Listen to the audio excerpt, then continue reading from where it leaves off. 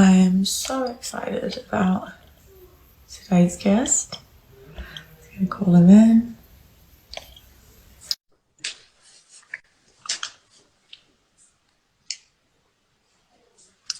We're doing it in the morning because he's in LA and I'm in Melbourne.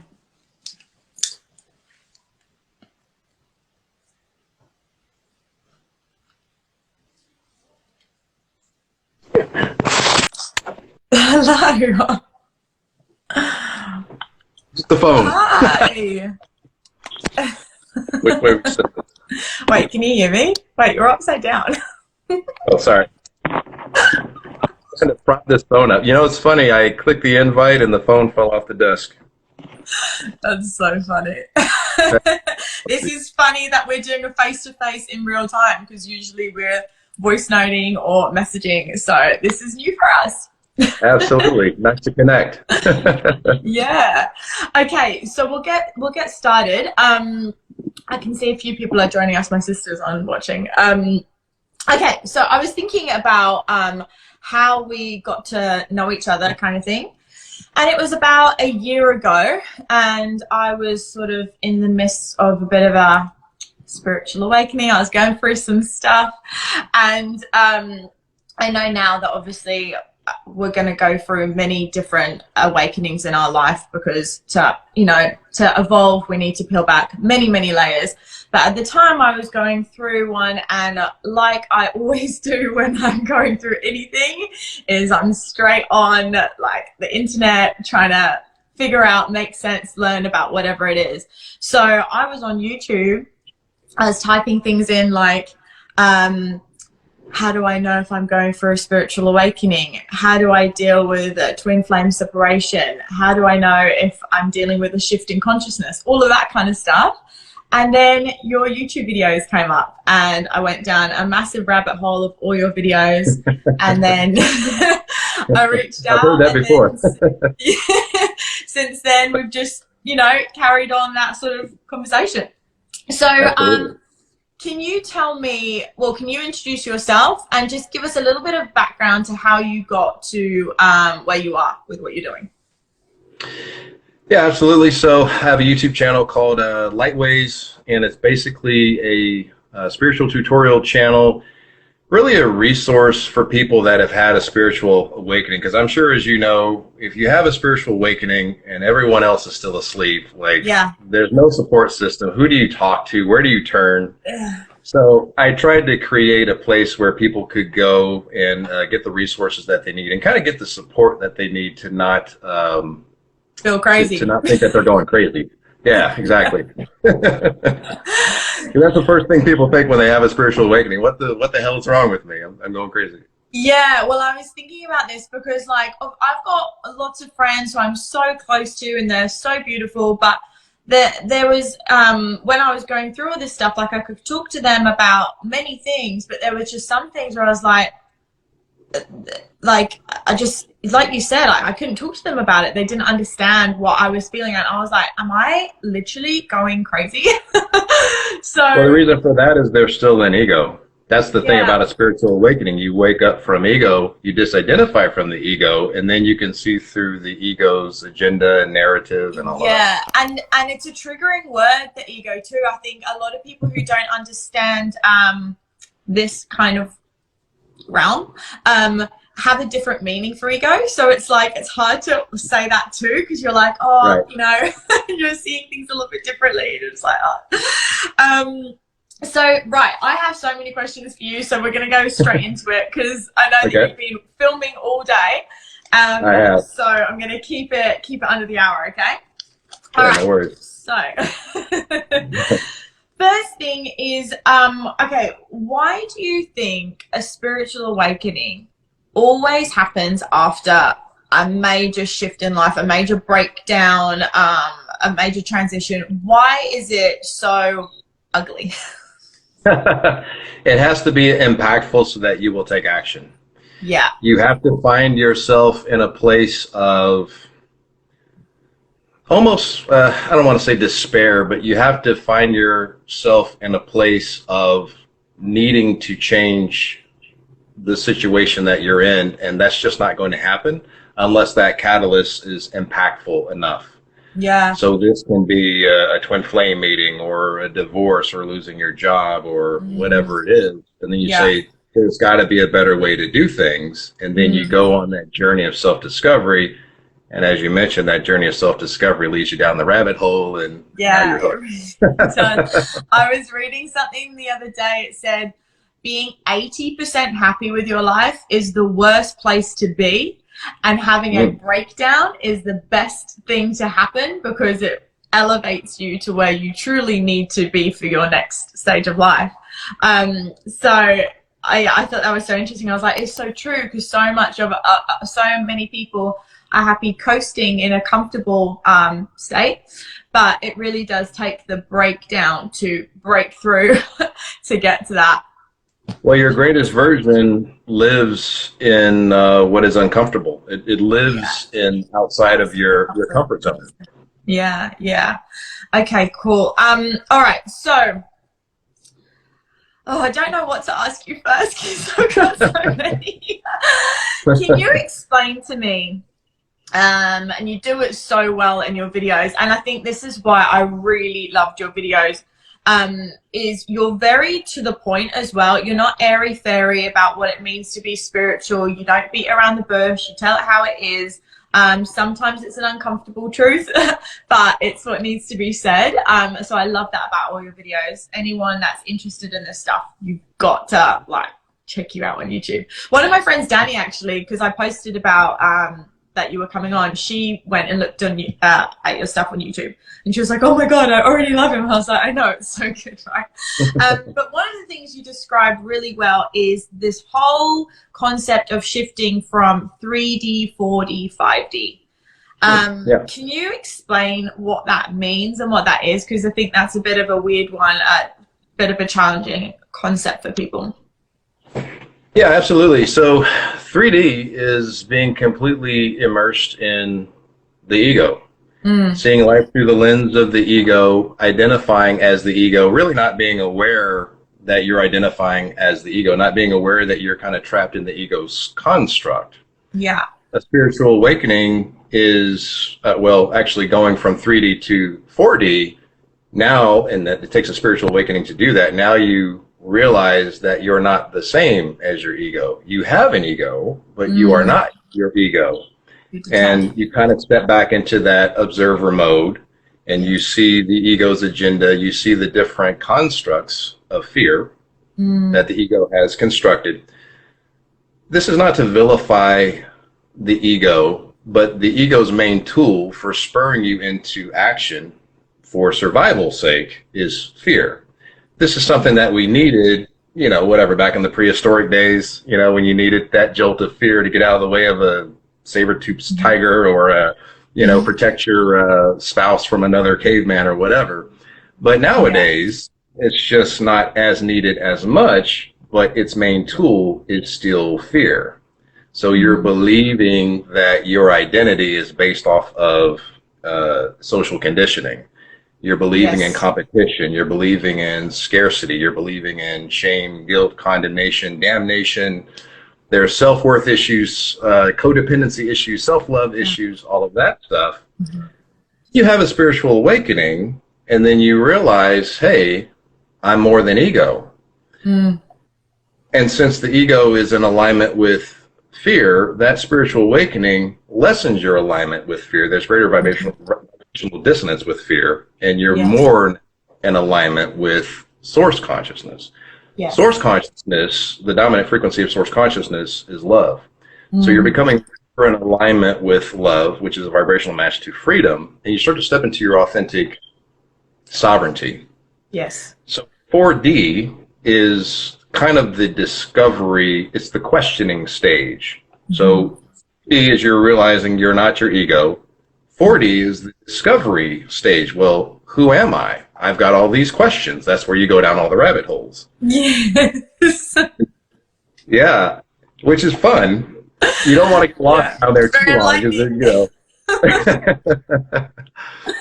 But then now 5D is what we call unity consciousness. Unity consciousness is stepping into your true identity of what you actually are, which is a fractal of source consciousness. You're understanding that everything is one, everything is energy. So you see yourself in other people. There's no longer duality. There's no longer the ego's perception of, oh, hey, this person is beneath me or this person is above me, or I need this outside vindication, validation or approval of this other person. You become a self-sovereign being because you're seeing that it's all one. So I would say 5D is unity consciousness, 4D is the questioning discovery stage, and 3D is all ego. Do you think 5D is a state that we can reach as a collective in this lifetime here on Earth? In this lifetime as a collective? You mean 100% of the collective? It's not going to happen, is it? You know, it's an interesting question. Usually what you want to do is be the change that you want to see. So you to step into 5D, you want to live from unity consciousness. Yeah. And when you be the change that you want to see, you're going to see more of that reflect back to you from your fellow humans, which are also a fractal of you. Whether or not that will happen for the entire planet in this lifetime, I don't know, but do you think what has happened over the last year or two with everything, COVID and whatnot, do you think that has been played a role in a shift for many people? 1000%. Yeah. Yeah. So this is what's known as the Great Awakening. Yeah. So this is the purging process of the Great Awakening. So we're purging out the old structures, the 3D mindsets, and those that wake up and try to get to higher consciousness, 4D or 5D. That's going to be what they call the 5D Earth. And I just want to kind of make this clear. 5D Earth is not a different planet. Yeah. I see these, these posts a lot. It's not a place. It's not a planet. We're not going there. Right, exactly. I saw something where I think it was two people, and this person believed in 3D, so they died, and then this person believes in 5D, so they went to this 5D Earth. I'm like, nah, yeah. Anyway, but basically 5D Earth is kind of like what you said, the majority of the collective consciousness having a 5D or unity consciousness mindset. Yeah. I'm seeing, I'm feeling so much shift from people, from life in general. People are having so much more time to reflect. Because things are slowing down. We're not as distracted by external things that feed our ego, feed our full sense of self. Also playing into that fear. I think initially everyone was freaking out. And now, especially here in Australia, like we've been locked down for a long time.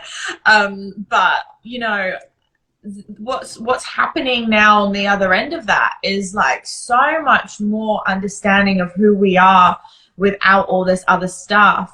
And many people have experienced relationship breakdowns, whether that be romantic breakdowns or just realigning their friendships, some fixing and mending, some just going completely separate ways, changing careers, like so many shifts that I've seen. And I really do feel like it's a part of this particular time in life. I don't know, it's like no coincidence that it's all happening now. It's a weird one. Yeah, that's the tower moments that you were talking about. That's what's needed that's the catalyst to a spiritual awakening. Because a lot of people, when they have the tower moment, but then they're not distracted by the other stuff, and they've got a chance to stop and say, is this what I really want to do with my life? Or is this person really treating me the way I deserve to be treated? Or am I really living my life's purpose? Am I authentic with these people? Talk to me about tower moments. back then I was having loads of really weird tower dreams, and it was just so weird. What is a tower moment? What does that mean when you see a tower in your dream, or you're like, just tell me about that? Or when the tarot card is pulled and it's a tower, Right. like what does that all mean? Well, the term, like you said, it comes from the tarot card, the tower. So you've got these people jumping out of the tower. Yeah. It basically means a point in your life where out of nowhere sudden change has happened, and it seems like it's a really bad thing, but it's actually a blessing in disguise. Yeah, it's a good thing, right? It's like a Yeah, totally. okay, all right, good. Yeah. It's your comfort zone so that you can level up, Yeah, yeah. which usually It's means such you're getting more in alignment with your purpose. yeah, it's such a scary thing to experience when you're going through it all. You just kind of think, oh my God, will this ever, like, will this end ever? But then when you're kind of outside, like gone through it and everything, and you look back and you reflect and you go, I can't take that back. Like, I wouldn't want to, because how I see things now, how I experience my life now, how I relate to other people now is so different, and it's priceless. I'm kind of the mindset now that I'm kind of going to welcome any next breakdown moment. I'm sure at the time I won't. I'll be like, no, I don't actually want it. But really, you want. Well, you got to remember that that next breakdown moment is not showing up to punish you or to try to break you. It's showing up to level you up. Yeah. It's showing you where you are in alignment with fear. Your fear holds your freedom. So when that tower moment shows up, you have an opportunity to see what is the fear that is attached to this story that I'm saying. Yeah. And then once you identify that fear and you can overcome that fear, you level up. And by the way, that same type of tower moment no longer comes back around because you've conquered that specific fear. Yeah. Right. So it'll be a different type of tower moment when next comes around. Whatever it is you need to heal. Yeah. Yeah. Whatever type of fear you're in alignment with, basically. Yeah. Talk to me about the dark night of the soul, because the dark night of the soul is not just one night of crying. Oh, no, it's not. It goes for a while. Yeah, it's a full episode. It's a saga. Yeah. Can you explain what that is? Yeah, so the dark night of the soul is, it's kind of like what we discussed a little bit earlier, where you wake up from the ego. So the ego is what establishes your identity. Yeah. You have this old 3D identity before you have a spiritual awakening. Yeah. But now you have a new identity after your spiritual awakening. Yeah. So the dark night of the soul is kind of this identity crisis. Yeah, okay. Two egos kind of, or two identities that are kind of butting heads. The ego is survival. So this old identity is going to fight tooth and nail to stay alive in your current timeline. So it's going to self-sabotage to keep you in the safe zone. Yeah, the ego thinks it's keeping you safe, right? But it's like... It thinks it is. It has good intentions, you know. It's good. The way that I handle the ego, I'm like, okay, ego, we'll take, okay, we're good, ego, okay. So typical you. Right. Sit over there on the kids' table. We'll get to you. Just you know. Right. Yeah. So your new identity, your higher conscious identity, is trying to come into your current timeline. Yeah. And until it's to battle it out for dominance, that's going to be the dark night of the soul. The dark night of the soul is what's known as ego death, which is really identity crisis. Yeah. Okay. I'm going to say this word wrong, but Ho'oponopono. Oh, Ho'oponopono, yeah. So one of the things that you introduced to me was that word, Ho'oponopono, whatever, meditation. So I love you, I'm sorry, please forgive me, what was the other one? Thank you. There we go. Thank you. I was subconsciously sending you the... Yeah, thank you. I actually listened to a version of that meditation every single night for probably about 3 months. Like, honestly, I would go to bed listening to that repetition of those 4 phrases over and over and over again. Can you explain to me why that is such an effective meditation, and why those 4 key elements are so transformative? Yeah, good question. It's literally the closest thing to magic Yeah. I've seen. So those phrases carry gratitude, they carry forgiveness. Let's see. I'm sorry, please forgive me. Thank you. I love you. I love you. And Yeah. love. So if Mm-hmm. you've got love, forgiveness, gratitude, what that is doing is it's cleaning any energetic cord.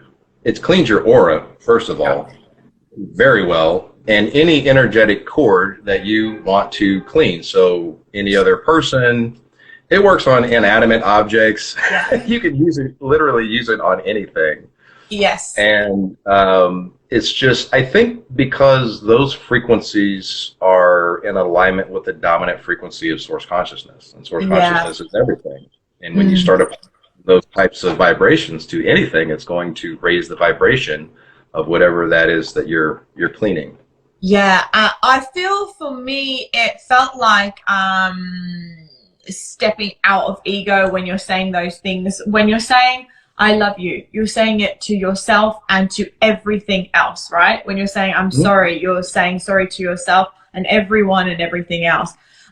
So it's showing that connectedness between you and everything else. And I would even come back to those 4 phrases in triggering moments. I would be like, something's happened or someone's done something, and I'd come to those like phrases and be like, no, like, da, da, da, da. Like, you can find thanks in every situation and with everyone. You can forgive everyone and everything, and yourself and your own reactions to things. And like, it's just never ending. Those 4 phrases are like your come home to phrases. So 1,000%. I really, I was really grateful that you introduced me to that, because it was surprisingly really powerful. It was good. It always amazes me how well it works. And the interesting thing is you see people's behavior, whoever Yeah. you clean the energy, completely change. Yeah. You Yeah. could have the situation where someone is completely toxic towards you and just, Mm. negative, and you Mm. can do a Ho'oponopono on that person and they'll literally change their Yeah. behavior. It's Yeah. mind blowing. Yeah. And if you're radiating that sort of calm energy, they can't argue with you if you're not arguing back, or they can't hurt you if you're not, like, it's so, yeah, I really, really like that. Now you, okay, what? I've got so many things here. All right, let's touch upon emotional intelligence and spiritual maturity. I think Okay. that's a really interesting topic. Pass it over to you. You go. Okay. Yeah. So emotional intelligence, spiritual maturity is basically not avoiding any uncomfortable or negative emotions, where you're coming from a place of, what does this emotion have to teach me? What is this trigger telling me? What is this trigger showing needs my attention, that needs to be healed?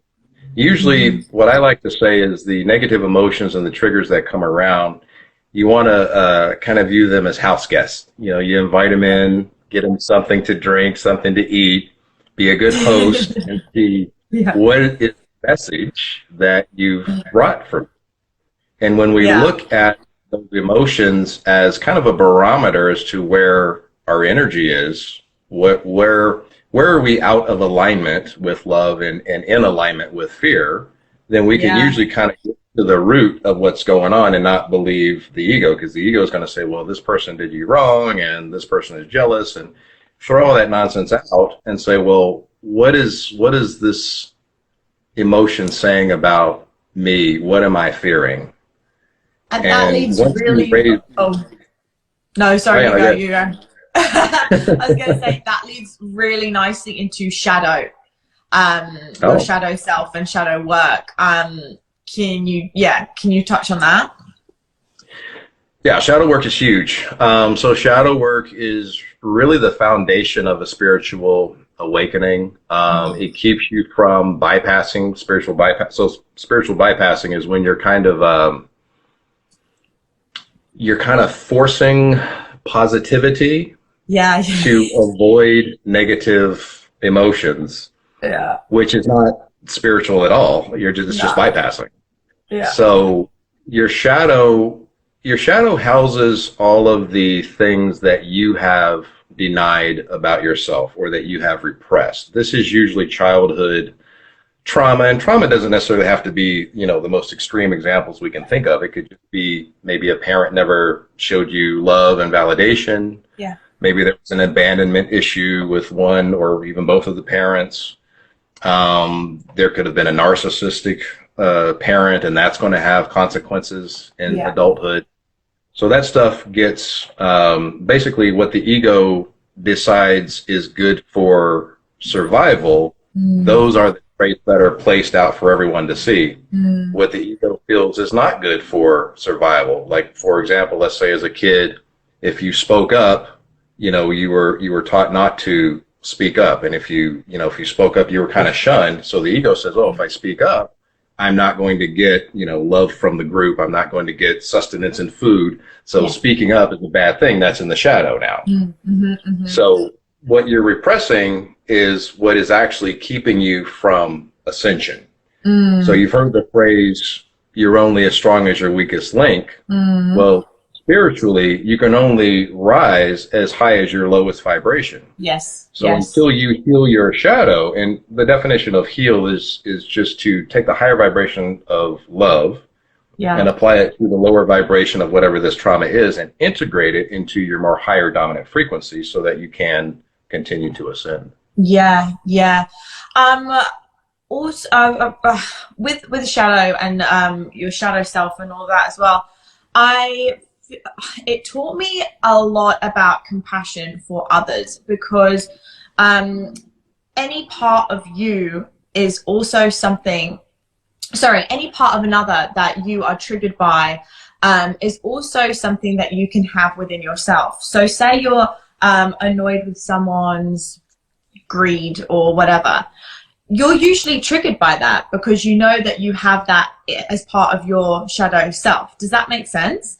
So I found it really interesting to analyze my triggers and who and when I was getting triggered, because that was clearly an unresolved part of myself. So the more you are aware of that, the more you heal these parts of yourself, you approach people in life with so much more compassion, awareness, and understanding, and are triggered so much less. And for me, that was that's an exercise that I try and do, well, all the time, on the daily, many times a day, because that for me has been a really big part of my spiritual growth. And it's so funny when I look back and I think of the amount of times I've sat in my own ego being triggered by things and being righteous about it, thinking, no, blah, blah, blah, and just not realizing that that's actually like, I have that exact same part in me too. And this is my shadow talking. And it's just so interesting. And now I just feel so much lighter because I'm taking ownership of it, and then I think the universe is your mirror. It's a mirror. It's literally a mirror. Everyone is a mirror too, right? Yeah. It's so it's so interesting. It represents some aspect of yourself, and as you say, you're learning so much about yourself by examining those shadow aspects. Yeah. Another thing that really helps with kind of figuring out what your shadow is figuring out what your shadow totem animal is. Right. So okay. Talk about that. Yeah, so this is where you're going to think of whatever animal, and it can be an insect or a fish or whatever, that just scares the living bejesus out of you. Oh, yeah. Like a snake or something, and it's like, that's because you're snaky. Right. Exactly, yeah. So that can kind of cause you to look within. So if you have arachnophobia, what is out that spider, right, that kind of meticulously plants in the web and hunts and, injects venom and then snatches its prey. And Yeah. so. Isn't it funny though how as a human species we often have the same, we're often scared of the same kind of animals, so like spiders and snakes and those kind of things. Interesting, it seems like we might all have very similar shadow aspects that we're not happy about. Do you know what I mean? Like we're not all like scared of, I know, we're just leaning towards being scared of the similar animals and stuff. The other thing about oh my god, wait, what was I just going to say before that? I can't remember. Wait, we were talking about, never mind. Okay, it will come back to me. Oh, that was it. Do you think we attract into our lives the people that we are meant to encounter for our spiritual evolution, or do you think it's coincidence and that we're learning from everyone just regardless, or do you think we are literally attracting certain people in certain situations? Well, I don't believe in coincidence in an absolute intelligent universe. I think that we attract in, our relationships are a really good barometer of what needs to be healed, typically. So wherever you are in your spiritual evolution or your evolution as a man or a woman is typically the type of relationship that you're going to attract in. What is it that you need to heal? That's usually what attracts somebody in. So someone is either going to be a lesson, or it's something that you're going to repeat if you don't address why you attracted this person in. Yeah. Like with a lot of my clients, I'll help them get their level of self-worth and self-love up to here. And then that old relationship comes back and they're like, yeah, I'm just not that same person anymore. Yeah. So we go through changes and stages, and now that person will be a vibrational match to someone that has a higher state of consciousness. Yeah. And even your parents and things, I'm told that you literally choose your parents for that same purpose, depending on what your soul's journey needs to go on through this lifetime. Your parents are exactly the parents that you chose for that, whatever it is. And I think that's it's a beautiful concept, really, I think. I believe it's like a play, right? So before the curtain goes up, the curtain going up being incarnation, everybody kind of agrees to their role. So you've got the people that agree to play the villain, you've got yourself, you're going to be the hero, you've got the other people that are going to help you learn this lesson, right? Yeah, you're the hero of your own movie. And so you've got these people that their role is to help you learn whatever you're deciding to incarnate for in the first place. Yeah. And then there's also people that don't incarnate with you, but help you on the other side of that curtain, and those are your spirit guides. Yeah. So this is a really interesting concept, because then you can kind of take this whole, damnation and condemnation and all this kind of stuff out the window if everybody chose to play that role before incarnation. Yes. Yeah. Now, what will the after? Okay, so there are many different dimensions. There are many different lifetimes that we've experienced. This isn't our first experience of life. There's been many before, and there'll be many after. Does the way we live on this life and our evolution in consciousness affect the next life that we are going to be in? Could there be people that live so many lives and they still haven't elevated their state of consciousness, or does your state of consciousness go up and down depending on what life you are in? Does that make sense? Like, does it always go up, or does it go up and down depending on does that make sense? Yeah, you're talking about karma. Yeah. I'm not a big believer in karma and karmic debt and all of that. You're not a big believer in karmic debt. Interesting. No. Okay. Because, honestly, karmic debt is just another way. It's very familiar. It's very similar to how the fear-based religions use the word sin. Karmic debt and sin sound the same to me. and that's not love. Yes. I don't believe that you have to be forced to reincarnate until you've atoned for some previous life, or you've, paid off some type of a karmic debt, because it's a violation of free will. Source consciousness will never violate your free will. You have absolute free will when you are in the non-physical. You can decide to incarnate, or you don't decide to incarnate. It's Yeah. just whatever you decide to learn. And if we kind of go back to that concept of the role that you chose to play, that's free will choosing to play that role. It's not forced to play this role because you have to pay off some type of a karmic debt from some life you don't even remember. And if you can't remember it, what's the point of the lesson? Yeah, You know what I mean? right. Yeah. I'm not a How does okay, so with free will, how would you explain to people the difference between your purpose on life, your people like to believe that they're here for a reason, that that the universe has their back, and what's meant for you is for you, and nothing will pass you by, etc., etc., etc.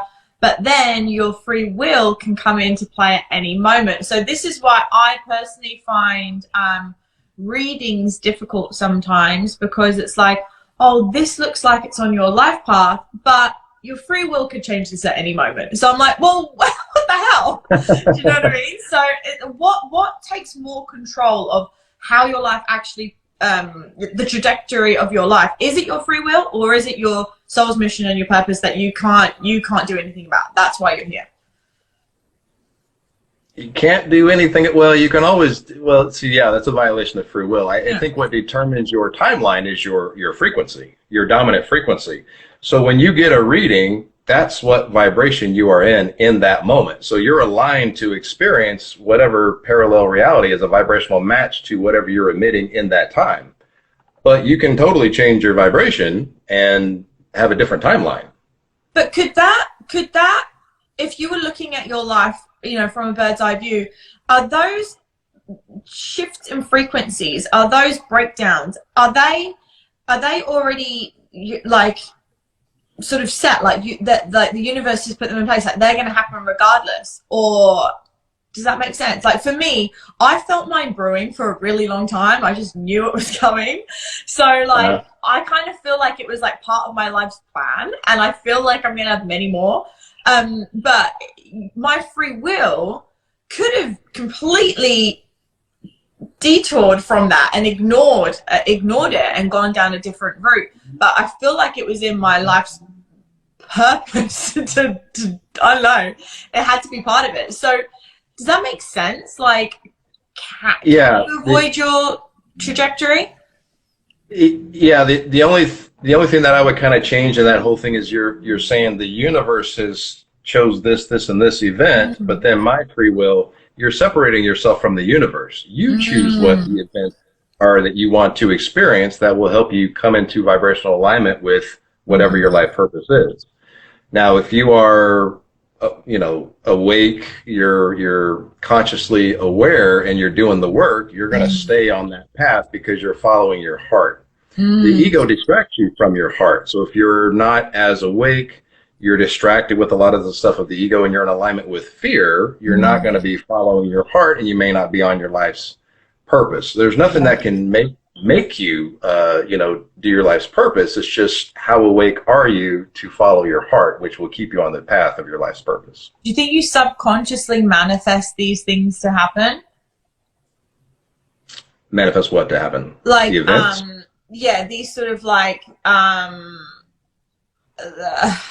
like if you're saying that we're one with the universe, and it kind of like knows what's best for us, we know deep down what's best for us. Do you think we kind of internally manifest certain things to happen so that those breakthroughs happen? I think it's a combination of choosing those breakthroughs and those moments before incarnation, because you knew what your purpose was going to be before you decided to incarnate. So you're like, okay, I need this to happen and that to happen, and I want you to come with me to help me with this, and you stay behind and be a spirit guide for me, that type of thing. Okay, so talk to me a little bit about numbers.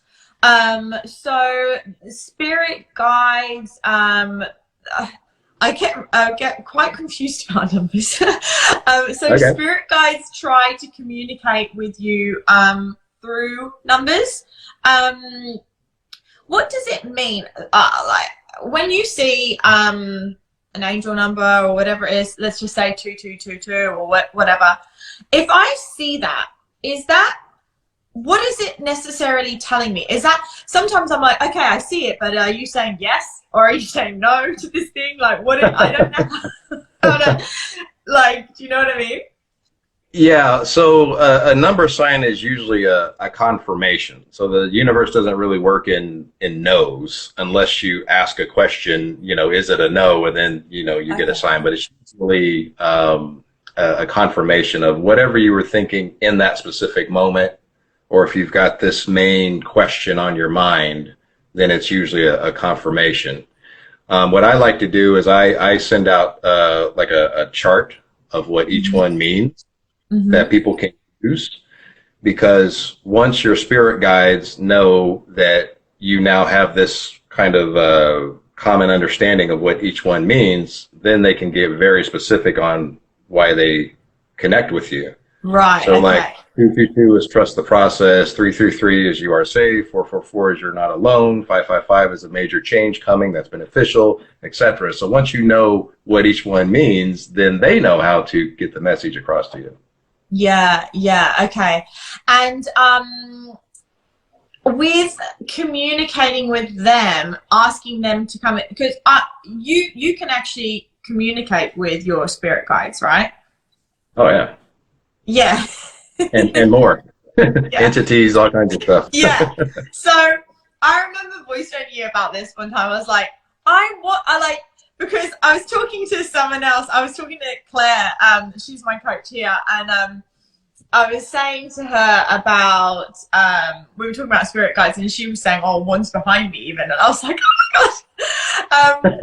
And there's a massive part of me that wants to make that connection and wants to talk to them, and I feel like that would be such an amazing, comforting thing to do. But It is. I'm also a little bit scared. So do Really? you, I don't know, like I'm worried to see them. Like I don't want to see them. I'm happy with the Well, numbers. they are where you came from. You are Yeah. spirit. You just happen to be in a physical avatar, but you actually came from them. You're also a ghost. You just happen to be in a physical avatar. Yeah. So there's But nothing to be are you scared of. seeing them like ghosts? I have seen some interesting stuff face on. Usually what I see is out of my peripherals. And then if I meditate, eyes are closed, I see things with my third eye. Yes. Yes. Rare that I see like wide open eyes front of me, but I have seen some interesting stuff. Yeah. What are when did you, okay, let's go back. When did you start harnessing this kind of stuff? Like, how did you figure out that you were able to do this? Was this from when you were a child, or was this more in your adult life? Did you have a spiritual awakening that led to all of this, or I what? did. Yeah. Tell me. I didn't do any of this stuff as a kid. I had a spiritual awakening in 2009. And then Okay, after I so dove that's head first into spirituality, that's when I started getting into meditation. Meditation led into a Kundalini awakening, and then third mhm. eye opens and spirits and all this kind of stuff. Yeah, and who was your mentor? Who did you have helping you through this whole thing? Books, reading. Yeah. I'm not sure YouTube was even around in '09. What Yeah, I it did definitely was I wouldn't have just, had videos like this on there. yeah, not at all. '09 was, I think maybe, so my tower moment in '09 was when I lost everything in the financial crisis of Mm, 2009. mm, And that was about the same time that The Secret came out. And so that kind of started to introduce me to that. And at yeah. the end, what I found interesting about that movie was at the end of The Secret, Rhonda Byrne gives her sister a book, because I guess their Mm-hmm, dad had just died. And she says, mm-hmm, this book will change your life. mm-hmm, And so I said, well, let me just go to the source and get the book. mm, The book was The Science of Getting Rich by Wallace D. Wattles. Yeah. And this is the first time that I had ever heard of the concept of unity. The book basically said Mm. that there is this original source substance that runs through everything, that is all things, that is also you, and is Mm. also in the things that you want. It's also in the people that you call your enemy. And so if Yes. your enemy is also you, then you can never really be divided against yourself. So you can't have enemies.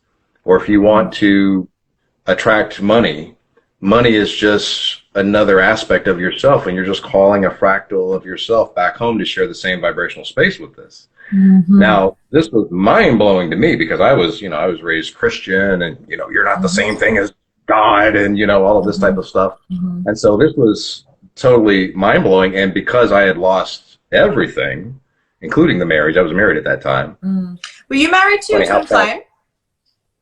No, not at all. I didn't meet That my was twin flame someone until else. after. Yeah. Yeah. Yeah. Okay. Yeah. Yeah. Yeah. And then so when I was completely bottomed out, lost everything, I employed the methodologies of this book, and in the worst economic crisis ever, actually landed, this massive job and got back on my feet and all of that stuff. But it just goes to show you that you literally can create from scratch, because we live in a soup of consciousness. We are Yeah. creative conscious centers, and all you have to do is connect with whatever it is that you're Mm-hmm. wanting to connect with. Mm-hmm. And then sudden that thing becomes consciously aware of you, and now there's entanglement. This is called quantum entanglement. And once you're entangled with the thing, which is also another aspect of you, you Mm-hmm. can share the same vibrational space with it. Doesn't matter if it's a person, money, your new life, your greatest version, whatever it is. Yeah. I've talked about this kind of stuff, always comes up at the dinner table, with skeptics on this kind of Uh, stuff, right? So, Usually religious people. yeah.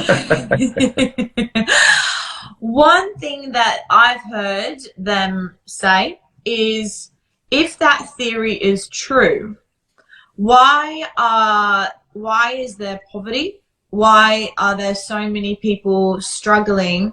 And why are often good people struggling? Why are good people finding themselves in these awful situations?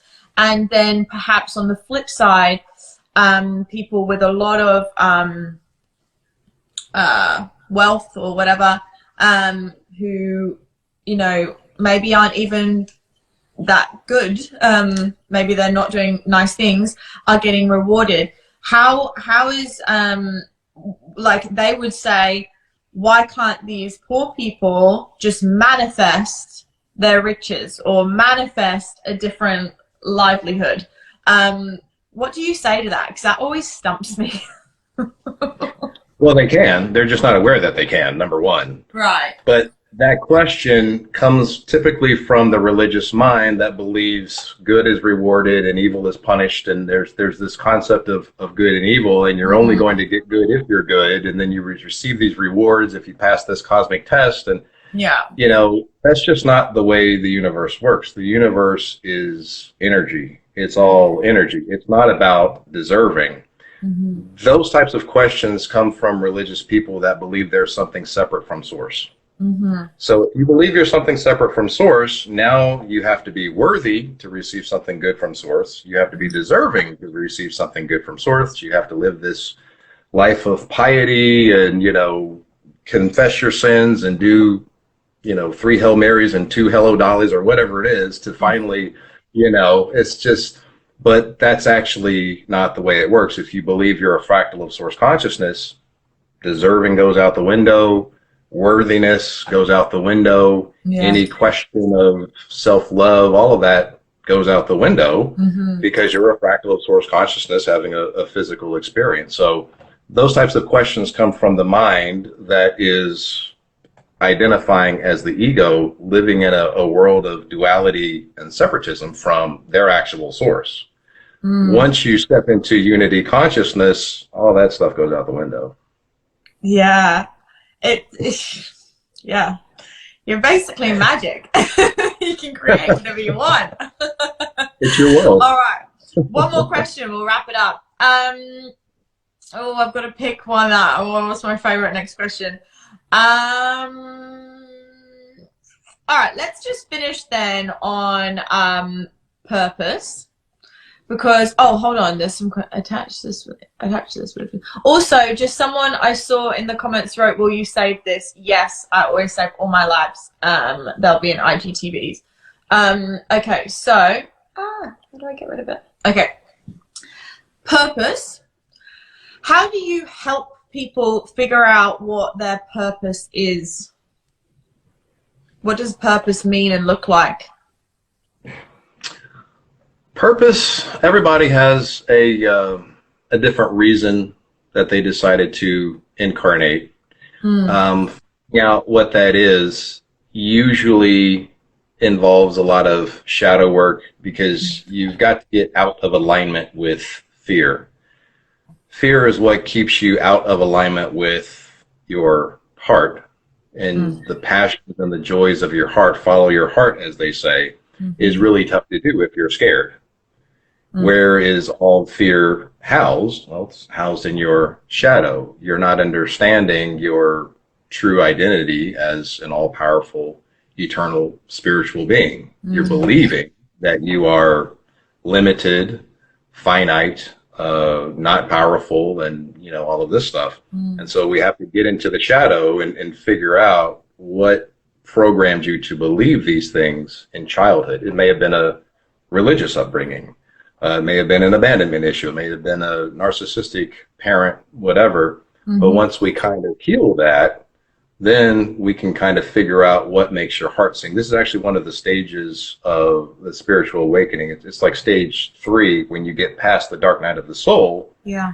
Now, all of a sudden, you get this overwhelming sense of service to others. Yes. And now you say, how can I serve? How can I be of service to my fellow human, or the collective consciousness? Yeah. But you have to be in alignment with love and out of alignment with fear. So you got to do the shadow work first to be able to be service to others. Yeah. Yeah. Okay, this is the last one. I promise. No, you're good. We're good. I'm having fun, actually. So. This is going to sound like a morbid question, but I really don't mean it in a morbid question. Like, I've asked myself this so many times, and you have sort of answered it, but what is the point of life? Like, what is the point? Like, I know we may have purpose and there may be reason, but if at the end of the day we die regardless, what is the point of this journey? Are we actually, what part do we play in the whole thing? Like, because the thing is, like, what we do as humans every day, we go to work, we blah, blah, blah, blah, blah, blah. It's like, it's pretty pointless. A lot of it doesn't have much meaning. And I find that a really hard concept to grasp and to accept. I don't really want to accept that all we do is this stuff that we do every day. There has to be more, and I've tried to find the answer so many times in so many different ways. And even when you tap into using psychedelics or anything like that, you start seeing other things, and you're like, wait a minute, there's got to be more than just this. Like, I can't accept it. So what do you think is the point in this experience? Why are we experiencing it the way we are? And if our purpose is to be free and to rise and elevate, why is the world structured in such a conformative way that doesn't even allow us that self-expression? Like, why? Need to know. So there's a few things here. Yeah, so if somebody is really immersed in the 3D matrix, then their life is, pay bills and die, essentially. And you're right. Yeah, we're definitely greater than that. I mean, come on, we're fractals of source consciousness. So it's got to be more than that, which is true. One of the reasons, or one of the theories behind this, is that the only way to know what something is to experience what something is not. Yes. So let's say that you are source consciousness, you're completely non-physical, Mm-hmm. and you want to know yourself. Mm-hmm. Well, how do you know yourself? You have to fractalize. You have to fractalize into the physical. What's the opposite of non-physical? Physical. Mm-hmm. What's the opposite of absolute love? Fear. Right? So you have to fractalize into the physical to get a greater understanding of what you are. You have to physically live through of what you are not to understand what you actually are. Yes. Perfect answer that. Yeah, that makes so much sense. I've heard that before, but you've just put it in context where, you know, sometimes it's just like, oh, aha. Makes Yeah, sense. this is one of the reasons of having the spiritual awakening, because as we mentioned earlier, you get out of that 3D, the 3D matrix. Once you're out of the 3D matrix and you're living your purpose, now all of a sudden life has purpose. And, you know, it doesn't have to be some incredible life purpose where you're, you know, saving millions of lives or anything. It may just be living a life of freedom, living a life of love, loving other people, and just being life. That's one of the things about life when we say, what's the purpose of life? Well, life just is, you know, and death is not the end. It's just a transition to a different stage, and you get to choose if you want to come back and play the game again. Yeah. Yeah. Oh, I love that. Thank you so much. I really, really appreciate your time. Where can people find you? How can they follow you? Yeah, absolutely. So my IG is just _Lightways, and then my YouTube channel is Lightways. Amazing. Thank you so much. Have a good evening, and I'll speak to you soon. Thank you. Great being here. Bye. Bye. Bye. Bye.